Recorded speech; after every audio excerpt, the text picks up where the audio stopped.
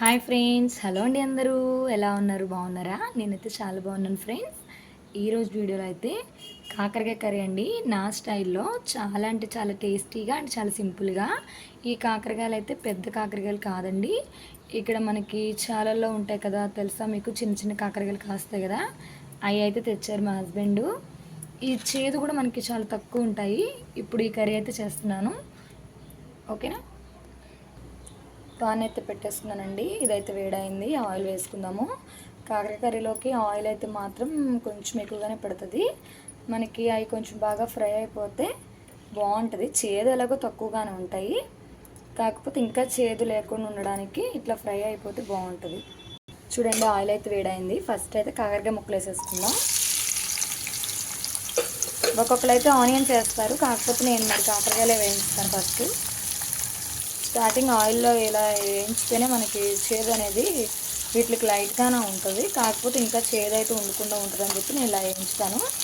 ఎక్కువ బాగా ఏం ఫ్రై అవసరం లేదు, కొంచెం ఫ్రైగా అయితే సరిపోతుంది. కొంచెం వేగిన తర్వాత మనం ఆనియన్స్ అయితే వేసేసుకోవచ్చు అండి. మా హస్బెండ్ ఏమో తెచ్చి ఒక 2 days 3 days అవుతుంది. నేను ఫ్రిడ్జ్లో పెట్టేసాను, వండుదాంలే అని చెప్పి ఇంకా ఫ్రిడ్జ్లో పెట్టాను. ఆల్రెడీ అక్కడక్కడైతే కొంచెం కొంచెం పండినవి. పర్లేదులే, ఇంకా మనకే కదా అని చెప్పి అయితే వండేస్తున్నాను.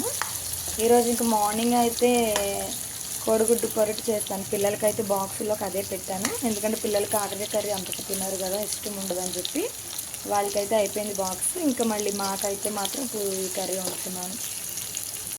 ఇట్లా ఫ్రై అవుతున్నప్పుడు కొంచెం కరివేపాకు ఎక్కువైతే వద్దు, మీకు నచ్చితే వేసుకోండి, లేదంటే లేదు. నా స్టైల్లో అయితే ఇట్లానే నేను కరివేపాకు కొంచెం బాగుంటుంది, ఫ్లేవర్ బాగుంటుందని చెప్పి వేస్తాను. మీకు నచ్చితే వేసుకోండి, లేదంటే వద్దు, ఓకేనా? కరివేపాకు అన్నిటికీ కూడా మనకి చాలా మంచిది కదండి, కళ్ళకి మంచిది, జుట్టుకి బాగా. అందుకే నేను ఎక్కువ వాడుతూ ఉంటాను కరివేపాకు అయితే. ఇప్పుడైతే చూడండి, ఫ్రై అయితే అయిపోయినాయి కదా, పచ్చిమిరపకాయలు కూడా వేసేసుకున్నానండి. బాగా ఫ్రై అయినవి కదా, ఇలా అయితే సరిపోతుంది. ఇప్పుడు ఇందులోనే ఆనియన్స్ కూడా వేసేసుకొని అంతా ఒకసారి కలుపుకుంటే సరిపోతుంది. అంతా కలిపేసేసి ప్లేట్ అయితే పెట్టేసుకుందామండి. ఆనియన్స్ మనకి తొందరగా మగ్గిపోతాయి ఇప్పుడు, ఓకేనా? థ్యాంక్ యూ అండి, థ్యాంక్ యూ సో మచ్. అందరికీ కూడా ఛానల్ని అయితే బాగా సపోర్ట్ చేస్తున్నారండి, థ్యాంక్ యూ. ప్రతి ఒక్కరు కూడా వీడియోస్ అయితే చూస్తున్నారు, లైక్ చేస్తున్నారు, ఇంకా కామెంట్ కూడా పెడుతున్నారు. థ్యాంక్ యూ అండి. ఎప్పుడు మీ అందరి సపోర్ట్ నాకు ఇలానే ఉండాలని నేనైతే మనస్ఫూర్తిగా కోరుకుంటున్నాను. ఒకసారి చూడండి, ఇప్పుడు కొంచెం అయితే మగ్గినాయి కదా, ఇప్పుడు ఇందులోనే కొంచెం సాల్ట్ కూడా వేసుకుందామండి. సాల్ట్ కూడా వేసుకుంటే ఇంకా తొందరగా ఆనియన్స్ అనేవి మనకి మగ్గిపోతాయి. కాకరకాయ కర్రీలోకి మనకి ఆనియన్స్ అనేవి ఎక్కువ ఉంటేనే మనకి, ఇవి అయితే చేదు తక్కువే, కానీ ఇంకా పెద్ద కాకరకాయలు ఉంటాయి కదండి, వాటికి కూడా మనకి చేదు తక్కువగా అనిపించాలంటే కాకరకాయ కూరలోకి మనకి ఆనియన్స్ అయితే ఎక్కువ వేసుకోవాలి, అప్పుడు బాగుంటుంది. అంత చేదు అనిపించదు అనమాట మనకి కర్రీ కూడా. ఇప్పుడు ఇందులోనే ఒక చిటికెడు పసుపు అండి, ఎక్కువ అవసరంలా, కొంచెం అయితే సరిపోద్ది. ఇప్పుడైతే చూడండి, ఇట్లా అయిపోయింది కదా, మగ్గిపోయింది బాగా. ఇప్పుడు ఇందులో అయితే కొంచెం షుగర్ వేస్తున్నాను. మామూలుగా అయితే బెల్లం వేసుకుంటారు, బెల్లం అయితే లేదు, నేను చూసుకోలేదు, అయిపోయిందని చెప్పి ఇంక నేను షుగర్ అయితే వేస్తున్నాను. ఎక్కువ అవసరం లేదు, లైట్గా అంతే, కొంచెం వేస్తున్నాను. షుగర్ వేసిన తర్వాత అంతా ఒకసారి కలిపేసుకొని ఒక 10 నిమిషాలు అయితే ఇట్లా షుగర్లో అయితే ఉడకనివ్వాలండి. అంతా కూడా షుగర్ దీనికి పడుతుంది బాగా. ఇప్పుడు 10 నిమిషాల తర్వాత కారం అయితే చూసి వేసుకోండి. స్టార్టింగ్లో సాల్ట్ అయితే వేసుకున్నాను కదా, ఒకసారి చెక్ చేసుకొని మళ్ళీ సాల్ట్ కూడా కొంచెం అయితే వేసుకుంటే సరిపోతుంది. చూసుకోండి, చూసి వేసుకోండి. కర్రీ అంతా కూడా ఇట్లా అయిపోయింది కదండి. ఇలా ఉడికిన తర్వాత ఇప్పుడు చింతపండు గుజ్జు అయితే ముందుగానే తీసి పక్కన పెట్టుకున్నాను, కొంచెం చింతపండు గుజ్జు వేసుకుంటే సరిపోతుంది. కాకరకాయ ఫ్రై అయితే మాత్రం చింతపండు పులుసు అనేది పోయిరు. నేను ఇప్పుడు కర్రీ అని చెప్పాను కదా మీకు, కర్రీలో అయితే ఇలా చింతపండు పులుసు కూడా పోసుకోవాలి, బాగుంటుంది టేస్ట్.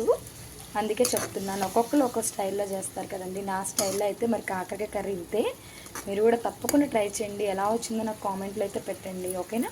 ఈ పులుపు వేసిన తర్వాత కొద్దిసేపు ప్లేట్ పెట్టేసుకుంటే ఒక 10 నిమిషాలు అయితే ఉడుకుతుందండి. చూడండి, ఉడుకుతుంది కదా, 10 నిమిషాల తర్వాత ఇలా ఉంది. అల్లం వెల్లుల్లి పేస్ట్ అండి, ఫ్రెష్గా ఇప్పుడే మిక్స్ అయితే పట్టాను. ఇప్పుడు దీంట్లో కొంచెం అయితే వేసుకుందాం, ఎక్కువ ఏమొద్దు, కొంచెమే. ఇలా చేసి కంపల్సరీ ట్రై చేసి నాకైతే చెప్పండి ఎలా వచ్చిందో. చాలా అంటే చాలా చాలా టేస్టీగా ఉంటుంది. కాకరకాయ అంటే ఇష్టం లేని వాళ్ళు కూడా తింటారు, ఇలా చేస్తే మాత్రం వదలకుండా తింటారు. ఇంకా అది కూడా వేసుకొని ఉడికింది కదండి. ఇప్పుడు లాస్ట్లో కొంచెం గరం మసాలా అయితే వేసేసుకుంటే సరిపోతుంది. గరం మసాలా వేసిన తర్వాత అంతా ఒకసారి కలిపేసుకొని ఒక 2 మినిట్స్ అయితే ఉంచేసి స్టవ్ ఆఫ్ చేసేసుకుంటే ఎంతో టేస్టీగా చాలా సింపుల్గా అండి కాకరకాయ కర్రీ మరి నా స్టైల్లో. ఓకేనా, మీకు ఎలా ఉందో కంపల్సరీ మీరైతే ట్రై చేయండి, నాకు కామెంట్లు అయితే పెట్టండి ఫ్రెండ్స్. ఓకేనా, నా స్టైల్లో అయితే ఇంతే. ఓకేనా, అయిపోయింది ఫ్రెండ్స్. మళ్ళీ నెక్స్ట్ వీడియో అయితే మళ్ళీ కలుద్దాం. వేడివేడి అన్నంలో అయితే వేసుకొని తింటే కొంచెం కూడా కర్రీ మిగిలిదండి, అంతా అయిపోతుంది. నచ్చితే వీడియోని లైక్ చేయండి. Bye friends.